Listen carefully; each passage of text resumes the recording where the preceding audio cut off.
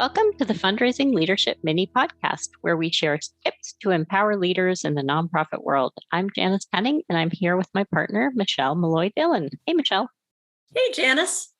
So one thing we really like to talk about at Fundraising Leadership, and we do a lot of work with teams around this, is how to increase team trust. It's such an important thing. And what is trust, right, for each team? So what are some of the things that we know exist when trust exists and a team can really work powerfully and effectively together?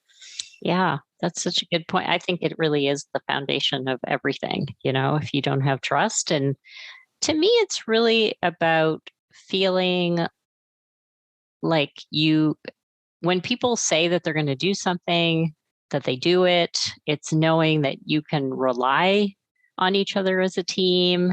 And it also feels like a place where you can share your successes and know that other people will champion you, but equally as important, you can admit that you've made a mistake and know that you will be supported in learning from that mistake. Yeah, I like what you're pointing to, because there's something around allowing vulnerability, being willing to be vulnerable for trust to be built. It's not always about making everything look smooth or like I've got everything handled, but actually calling out when I didn't get something done that I committed to getting done, or I blew a deadline. Yeah. Or I don't know how to do something. Yeah. So we were reflecting on February 9th, 2022. If people want to go back and listen, we did another mini podcast episode on designing team agreements. And we talked about what team agreements are and why you might do them. And sort of as a shorthand, that's basically about declaring as a team, like how you want to be together, like how you want to interact with each other. And we thought it'd be fun today to talk about, like, what are some signals in a team that you need to redesign that, which basically means there's some issue with trust. So what would you see with the teams you work with as some of those signals? Yeah, because it happens all the time. Like, things are going well, we're working well together, and then there are breakdowns that happen. And I mean, even us at Fundraising Leadership, we need to have conversations again and say, okay, what kind of team agreements do we need to make now? What adjustments do we need to make? So what we notice when we're working with teams, when it's time to revisit those agreements, is there might be gossip going on. There might be people sort of holding back and not, you can sense from your team members, like they're not telling you the whole truth, or they're not giving you all the details, or something is being held back. And so there's this sense of distrust or uncertainty, or what's going on, because I'm not hearing the whole story. And like we mentioned before, there may be something around accountability. There's things that are details that are getting dropped and not called out and not taken responsibility for. Yeah.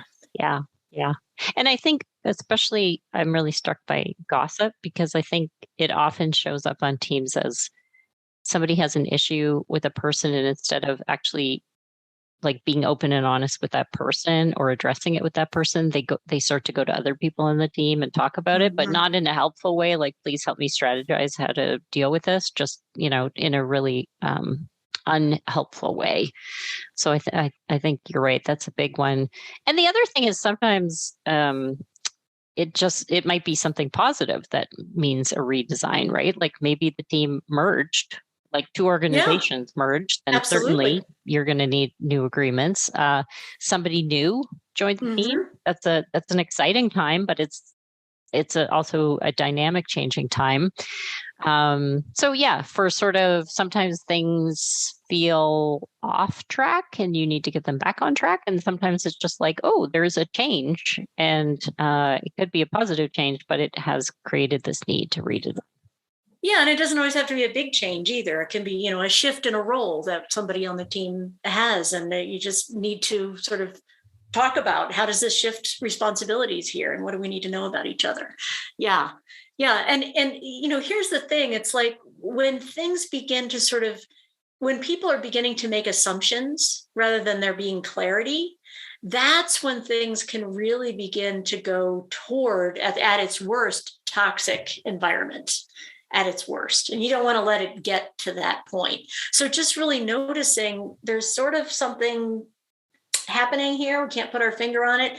Let's have a conscious a conversation about, how we're going to be accountable and what's going on in each other's lives, and what there might be some vulnerability that needs to happen. So we have some exercises that we do with teams we'd love to share with you here. It's sort of a way of helping each other stay in touch with what's going on and to know each other, to truly know each other.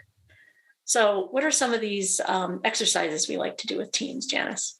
Yeah. So one of my favorites that we do a lot is and we often do this when we're having a workshop, but it's definitely something you can do at a team meeting, is just to have everybody share something one thing they enjoyed to do as a child.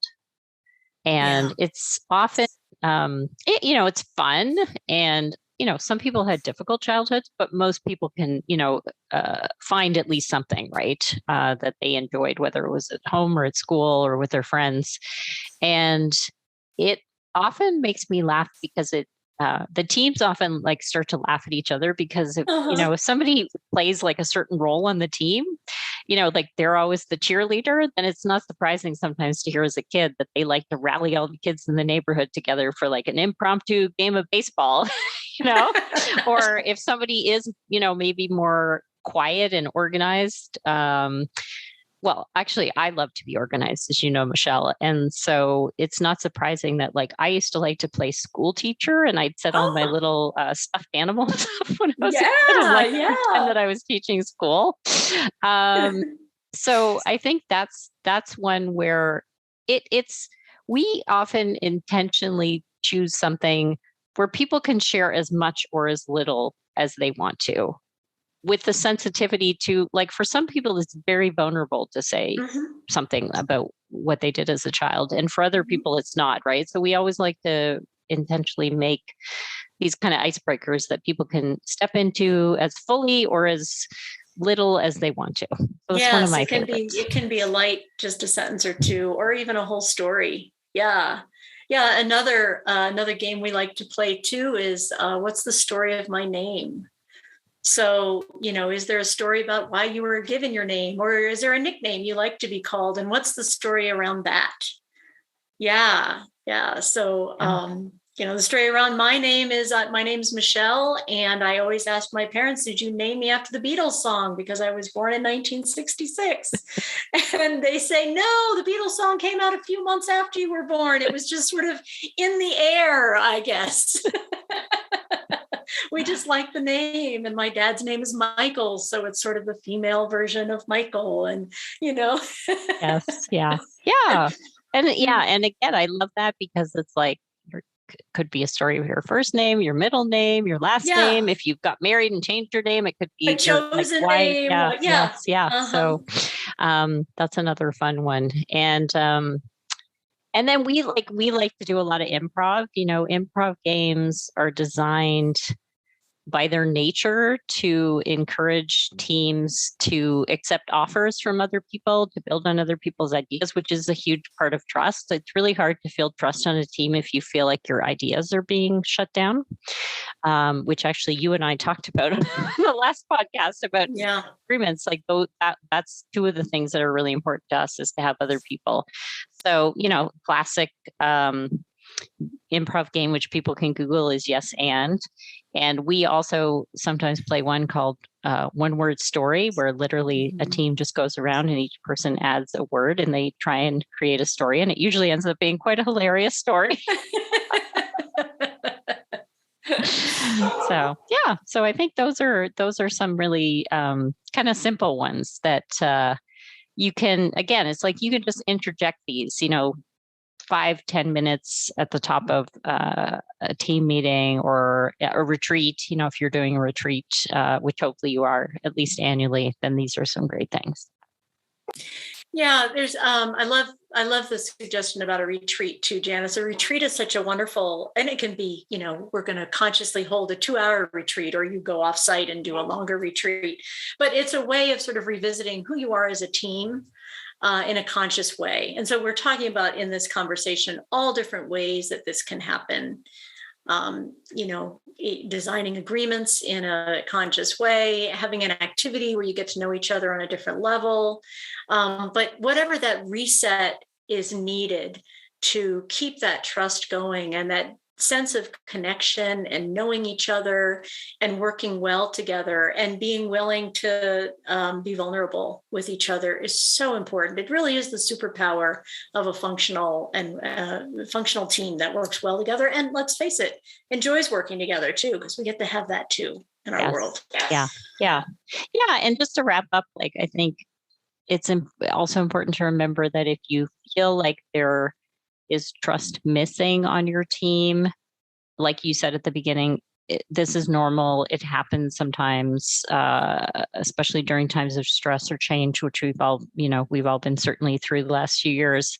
And consider having an outside facilitator. I mean, I really do think sometimes a team needs an intervention of someone who can come in and draw out.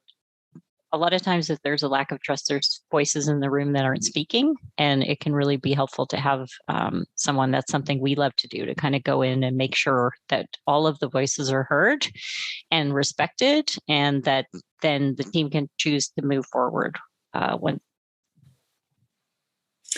Yeah, so we have a tip sheet that we'll put in the show notes. It's called How to Increase Team Trust. It has some of the tips that we've mentioned here in this podcast that you can reference. So go ahead and feel free to download that when you have a moment. Thank you, Michelle, for being on my team, which has a very extraordinary high amount of trust. It makes me very happy every day. Me too. Really enjoy working with you. This podcast is brought to you by Fundraising Leadership. We provide unique coaching and training programs that powerfully transform how you work in order to get results. Please subscribe if you haven't already, and you can find us wherever you listen to podcasts. If you are enjoying the show, you can help us continue to bring thoughtful content with a monthly or annual contribution. This supports our production costs and keeps the show ad-free. Make a contribution today using the link in the show notes. Now go put it into practice.